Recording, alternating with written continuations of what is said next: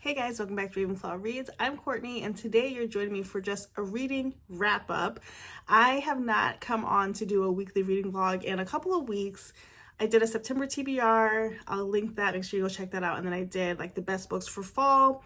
I had been recording some clips for a weekly reading vlog and I just didn't get through with it. It's been busy few weeks, and this week everybody headed back to school. And so that's kind of where my focus has been. But there are quite a few books that I have finished that I want to talk through with you guys so you know what I've been reading. I ended up August and the beginning of September really strong. And so I will continue that whole pattern. My birthday haul just happened, and I will be sharing that on a different vlog, so make sure you stay tuned for that coming out.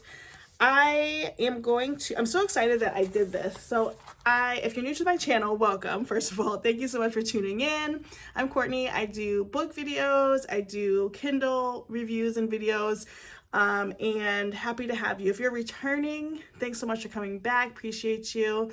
I'm so close to 1,000 subscribers, looking to get to that number. So if you really like the channel, you're not subscribed, go ahead and hit the subscribe button and maybe even share it with somebody that might like this channel. So if you've been following me, maybe about a month ago, I picked up this planner. It's Ara Estelle by Annie Plans. It's a essential weekly A5 planner, and I saw it on Olivia Reads a Latte's channel. I'm a sucker for like these types of pages. They're like paper thin, but what I'm doing basically is I'm tracking what I'm reading each day and then writing a little blurb about what I read. It helps me with these videos, but also I hope to just look back at all of these as like ways or information about what I've been reading. I also have my book journal that kind of does the same thing, except as you could tell, I have not been keeping up with it. My reading goal this year was 100 books. I've surpassed that. I think like at 111 or 112.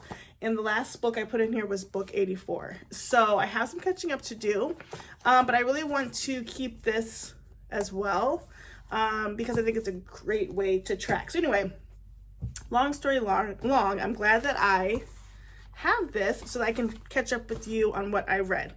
So the last time I checked in was 2 weeks ago, and I had just finished Daydream by Hannah Grace. After that, I needed a Babysitter's Club book. So at the end of that video, I was talking about how I was looking and waiting for book number 49, which is Claudia and the Genius on Elm Street. I don't know what it is about this book, but I've been in line for it on Libby for over a month, and I'm like the first person in line. At one point, I had it on my Kobo, but then it never like showed up in my library, so I don't know. And then I don't have the physical copy. I have lots of physical copies, but not that one. So I was like, you know what, forget it. I'm just gonna go to book 50. I'm still reading them in order, but they're my rules. So I read Dawn and the Big Date. And this book is about, I think I gave it 5 stars or 4 stars because it was just funny. And whenever the books are outlandish and funny, I tend to give them higher ratings. So this book is about Dawn, obviously, and she goes on a date with Lewis, who is Logan's cousin. And again, Logan is Marianne's boyfriend. And so he is, he's like really cute and really intimidating to her, and she has a hard time like navigating how to be on this date and will it even work out.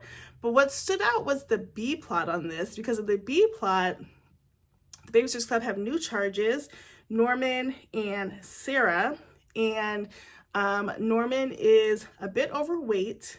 This book is in the 90s, so like as someone who grew up in that time, you know, the body shaming was unprecedented. This book's 1992, so Norman is overweight. Sarah, as the sister, is like all over him and the babysitters to make sure he's not overeating. He hides in his room, eats food, leaves snack wrappers everywhere, and his sister is kind of the one bullying him along with neighborhood kids about his weight. And so nobody really addresses Sarah about that. However, each babysitter comes in and tries to like put their own spin on how to help Norman. And then Stacy kind of connects with him because she has a special diet because she's diabetic. And so like he feels like he needs to eat like a diabetic. The whole thing is really so implausible nowadays that it was just hilarious. So I liked that one. B-plot especially. After that, I read Swift and Saddled, and guys, I literally tore this down in a day. This book is the second book in the, what's the name of this? I don't know what the series is called. Oh, a Rebel Blue Ranch series novel. So this comes after Done and Dusted. I didn't love Done and Dusted, but I actually loved this one. I ended up just picking this one up because I was at Barnes, wanted something, and so I was like, let's just try the second book, and I'm so glad I did. So this one follows Wynn, who moves to the country. She's an interior designer, and she has been corresponding via email with the owner of the house she's going to like live and work in. And when she gets to town, she's getting settled, she stops at the local bar, makes out with the bartender, goes on about her day. Lo and behold, the bartender is her client who she's working with to do the interior design of this ranch. And so she at first is obviously taken aback, shocked. He is kind of flirty from the beginning, but she tries to like push him off, and she's almost kind of rude to him because she wants to keep her distance so much. And then they fall for each other. Of course, it's a romance. I gave this 5 stars. I thought it was written really well. The steamy scenes were great. And then these are so quick. It's like 280 some pages. You just kind of fly through them. Well, not them. I didn't fly that way about Done and Dusted, but this one I just flew through and really enjoyed it. So I highly recommend this book. So that's another one that I finished recently. Okay, the next book that I read was The Queen of Nothing. This is book 3 in the novel of Elfham books. I have been on this series not quite a year. I think I started last year, mid-year, or maybe it is a year then. Yeah, and I liked it, but I moved slowly through it. I had the last book that I needed to read. I was looking for books to finish off in August, and I decided I was just going to knock this one out, and I'm so glad I did. So in this book, we are back with Jude and Cardan. Jude is no longer, she's been exiled, right, from the kingdom that Cardan is running, and she sneaks back into the castle as her twin. He recognizes her, and the pursuit begins. Basically, he wants her back in the castle, and he's going to like remove her exile, but her dad, the guy who raised her but actually killed her real dad, wants her throne and is willing to do anything to make that happen. So I thought this was really good. I think the series overall is an excellent YA fantasy series. I'll definitely go on to other books written by Holly Black because I just liked this sort of setup and the way it was written. It did take me a while to get through the series, but it had nothing to do with the writing style or pace. It was totally by choice. Glad I finished it. Totally worth it. Then after that, I hit a little bit of a snag. So I tried to pick up Tangled Up in You again. I DNF'd it. I DNF'd it at about 35 pages. It's just not it for me. In Tangled Up by You, we are sort of doing a Rapunzel retelling, but it is basically the girl is at college and she is in this very like homeschooled environment. She goes to college. She's like a genius prodigy. She's in all these advanced courses, but she's never set foot in an actual school. She gets a tour of the school from this cute guy, and you can see that's going to be the love interest. But I guess what's putting me off on that book is the way they have the girl written. It's like, yes, she is homeschooled, but they have her like beyond shelter. Like, she doesn't have a cell phone, which even homeschool kids have cell phones. Like, it's just really outlandish. She doesn't recognize any terms, any language. Like, she's like Amelia Bedelia. If you read the book, she's like Amelia Bedelia. Everything is new to her, and it just wasn't believable to me. I didn't enjoy that. And so I immediately put that down because I just couldn't do it. I don't want to waste my time reading books that are not great. So after that, I read Stacy and the Missing Ring, which is mystery number 1, because I decided I was going to start reading the the mysteries included with my series, just because I'm trying to read them in order, and if I'm in the mood to read a book and I don't have it and the mystery is up there, I have almost the entire mystery set so I can fill in with that.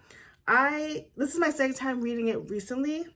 I don't even remember that much about the book, except that there's a missing ring that is found, or Stacy babysits for a family. A ring that Stacy has asked for, the family has, and comes up missing, and she's accused of stealing the ring, and they have to figure out who done it. So that was the premise of that one. Then we stepped into September, and we hit September with a bang. I read the book It's Elementary by Elise Bryant.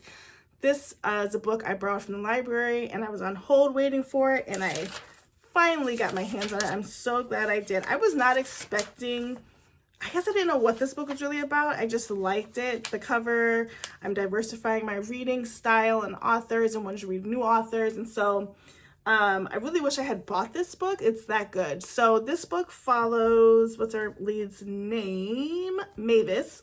Mavis is a mom who is not really into the whole like school mom thing, but she gets asked to volunteer on the PTA as the DEI coordinator, basically like the lead of that chair, or the chair of that group subcommittee. And that's diversity, equity, inclusion. So obviously as a Black woman, she's like, why are you asking me? Obviously, because the way I look, you think that I'm going to be able to do something. It's definitely checking off a box on equity.